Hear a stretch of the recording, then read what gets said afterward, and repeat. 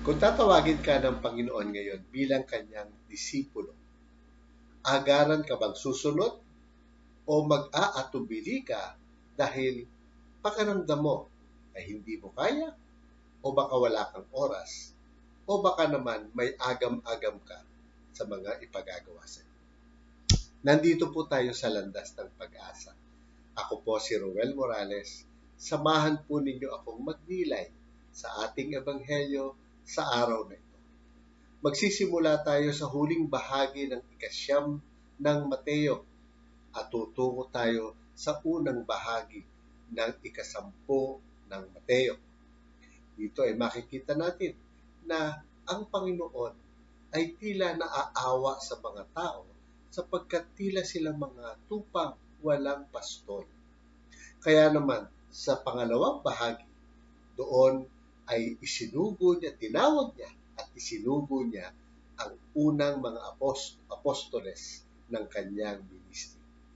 Nakilala natin mga ito, si Pedro, si Juan, si Andres, at iba pang 12 silang lahat na isinugo ng Panginoon. Nakakatuwa sapagkat kung titignan natin ang karakter at personalidad ng mga unang apostoles, makikita natin na iba-iba. Hindi sila tagasunod ng Diyos, hindi sila mga pantas, hindi sila lahat matatalino o mayayaman. Kilala natin si Pedro bilang isang mangingisda kasama ni Andres at saka nila Juan. Kilala natin si Mateo, ang tax collector na kinamumuhian ng maraming mga Hudyo. Kilala natin si Simon, isang zilot, lumalaban at nagre-rebelde sa pamahalaan. Iba-ibang klasing tao, subalit pinili sila ng Panginoon.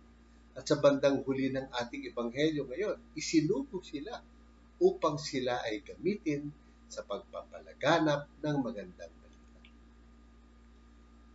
Kung ngayon kaya darating si Kristo at tatawagin ka, agad-agad ka bang susunod?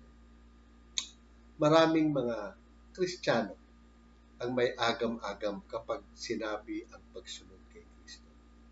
Sapagkat una, siguro, marami silang ginagawa. Busy. At sa kanilang mga ginagawang ito ay tila wala na silang panahon kundi siguro ang magsimba tuwing linggo, ang magdasal ng rosaryo, magbasa ng Biblia paminsan-minsan. Okay na yun. Yung iba naman, ang tingin nila sa sarili nila ay wala naman akong kakayahan, hindi ako gifted, hindi ako matalino, wala akong resources, hindi ako mayaman, wala akong influence. O kaya naman, yung iba ay tila, ayoko lang. Hindi dapat yan pagkaabalahan. Mga kapatid, ang tawag ng Panginoon upang sumunod sa Kanya at eventually ay magmisyon bilang mga pastol niya, ito ay may urgency. Agad-agad. Nagmamadali ang Panginoon sapagkat marami siyang gustong ipagawa sa bawat isang apostoles at disipulo niya. Kaya mga kapatid, walang exception. Ikaw at ako, lahat tayo ay tinatawag ng Panginoon. Hindi dahil mayaman tayo, matalino, o magaling kang magsalita. Hindi dahil ma-impluwensya ka o politiko ka, hindi dahil marami kang ibibigay. Ang unang mga apostoles ay mga simpleng tao, mga payak na tao. May mga pamumuhay na pang-araw-araw na simple lang. Subalit, tingnan ninyo ang ginawa ng Diyos sa pamamagitan nila. 2,000 taon ng mahigit ang simbahang itinatag ng Panginoon at ang mga misyonaryong ipinadala niya sa iba't ibang bahagi ng mundo, nagpalaganap ng magandang balita at nakatayo pa rin ng matatag ang ating simbahan. Kaya tayo tinatawag ng Panginoon ay hindi dahil hindi niya magagawa ang misyon nang wala tayo. Ang pagtawag ng Panginoon ay isang privilege, isang pribilehiyong ibinibigay niya sa bawat taong sumusunod sa Kanya. Hindi lahat ng tinatawag niya ay umuo.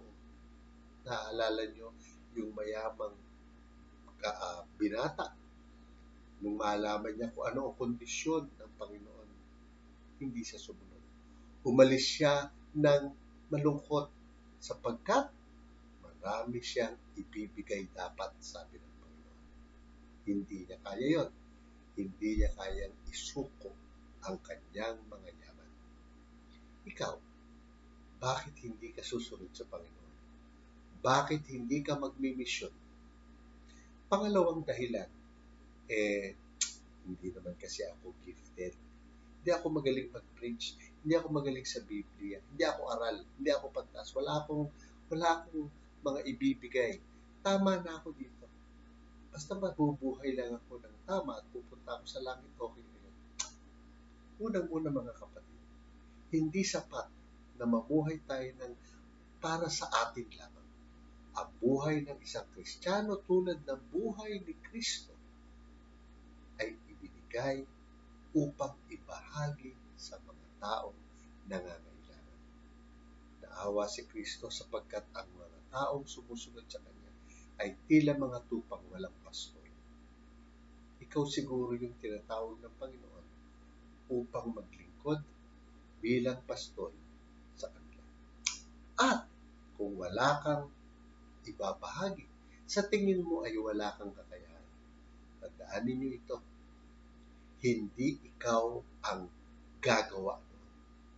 Ang Espiritu Santo ang magbibigay ng kapangyarihan at kakayahan upang gawin mo ang gusto ng Kristo.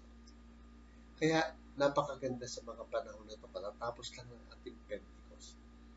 Ang unang ginawa ni Kristo nung siya'y umalis at iniwan ng mga apostoles, ibinigay niya sa kanila ang Espiritu Santo. At yan ang nagbigay sa kanila ng kakayahan upang ibahagi ang magandang balita sa buong mundo. Kaya tayo nandito ngayon dahil sa kanila. Hindi dahil matalino si Pedro, hindi dahil mayaman si Juan, hindi dahil sila ay mga banal. Sila ay mga tao ang tanging ginawa ay sabihin sa Panginoon, "Opo, susunod po kami sa inyo. Gawin niyo po sa amin kung ano ang naranasan." At diyan, ibinigay ang Espiritu Santo at ang lahat ng kaloob at kailangan para sa misyon ay nagawa niyo. Mga kapatid, napakaganda ng Ebanghelyo upang pagnilayan natin sa ating personal na pagdarasal. Huwag mo nang isipin kung tinatawag ka. Oo, lahat ng Kristiyano ay tinatawag bilang misyonaryo. Kung nasaan ka ngayon, yan ang misyon mo. Subalit, hindi ka magagamit ng Panginoon kung hindi ka susuko at hindi mo isusuko ang buhay mo.